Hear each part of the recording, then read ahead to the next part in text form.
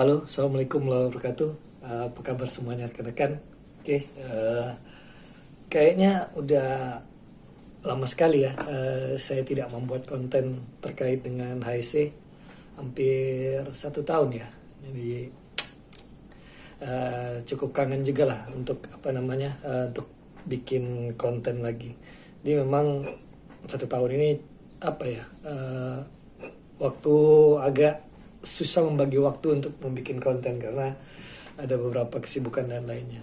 Tapi hari ini saya akan coba membuat konten, dan kebetulan hari ini juga hari raya Idul Fitri 1445 Hijriah.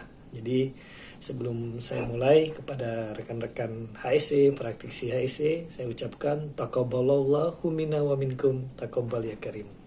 Nah, rekan-rekan, saya akan pakai peci dulu ya, bahwa hari ini adalah hari Idul Fitri. Kebetulan di Idul Fitri ini saya tidak sedang berada di rumah, jadi sedang tugas di luar kota. Jadi tapi alhamdulillah, mau di rumah mau di lokasi sama saja ya rekan-rekan, semuanya keluarga. Topik kita hari ini apa ya? Saya akan coba bahas terkait dengan safety culture, budaya keselamatan, tapi spesifik lagi kita akan coba turunkan ke dalam stop work authorization. Jadi otorisasi ataupun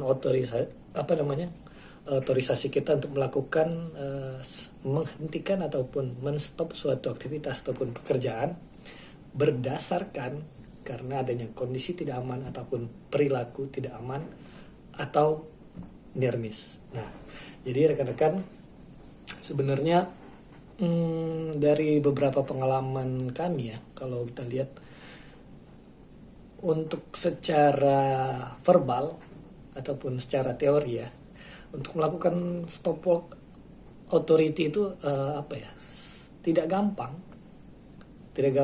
karena praktek di lapangan masih ada rasa sungkan, rasa nggak enak dan sebagainya. Itu juga disebabkan karena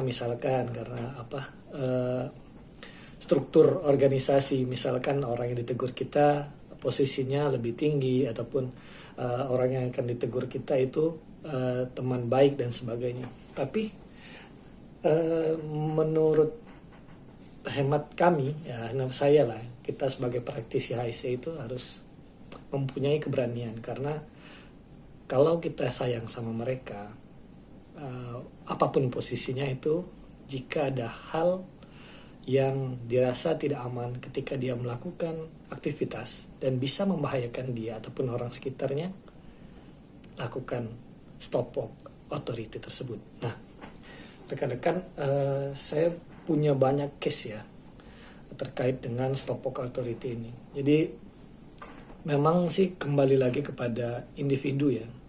Tapi kalau kita bicara organisasi, leadership itu harus dicontohkan dari atas. Harus punya komitmen yang kuat terkait dengan stop work authority ini. Jadi dari top manajemen juga harus support langsung dan sebagainya. Jadi siapapun itu, apapun posisinya, ya kalau memang dia mempunyai pandangan bahwa pekerjaan itu tidak aman, ya stop aja. Jangan ada embel-embel lain di belakangnya. Takut pekerjaan nggak selesai, takut dikejar waktu dan sebagainya. Nah, disitulah bagaimana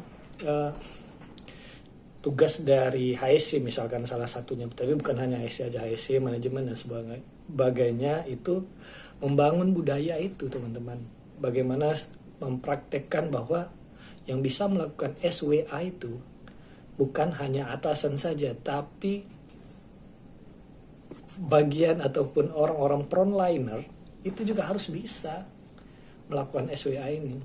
Dan udah banyak sih, tapi itu makanya tergantung dari budaya mereka, bagaimana kita merubah budaya tersebut. Nah, itu pernah dibahas di video sebelumnya ya. Budaya itu kan muncul dari suatu kebiasaan dan dilakukan secara terus-menerus di dalam suatu komunitas, maka itu akan bisa disebut dengan budaya. Nah, budaya di sini bisa jadi budaya yang baik ataupun yang memang budaya yang tidak berdasarkan keselamatan kalau kita bicara di lingkungan kerja. Jadi rekan-rekan, saya ingin sampaikan banyak cara ya untuk melakukan SWA ini. Mungkin sebelum melakukan SWA kita ada namanya tools, misalkan safety card ataupun behavior based safety ataupun passengers card, whatever lah apa yang ada di program perusahaan kalian yang bisa digunakan tools-tools tersebut, ataupun menggunakan badge sebagai intervensi, kartu intervensi itu bisa.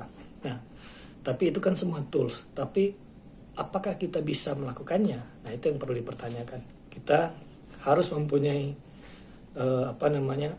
kemauan, kemudian didukung dengan lingkungan semua, kemudian komitmen dari para leader terkait dengan stop authority itu. Jadi rekan-rekan, praktisi-praktisi HSE yang masih junior apapun itu, yuk kita tumbuhkan budaya keselamatan ini untuk bisa melakukan intervensi jika ada kondisi-kondisi yang tidak aman, perilaku tidak aman. Apapun itu, ajak diskusi, kemudian bahas, kemudian kesepakati bersama bahwa perilaku itu ataupun ada kondisi yang tidak aman. Oke, saya kira sudah hampir 100 video saya bikin. Kangen juga untuk menyapa bapak-bapak sekalian ataupun praktisi-praktisi semuanya. Jadi itu ya, tetap semangat para pejuang keselamatan, karena kita berjuang bukan hanya untuk diri kita ataupun orang yang di sekitar kita di tempat aktivitas, tapi kita berjuang untuk orang-orang di belakang kita, keluarga kita. Oke, itu terima kasih. Kita mungkin bisa jumpa lagi dalam waktu yang akan datang. Assalamualaikum warahmatullahi wabarakatuh.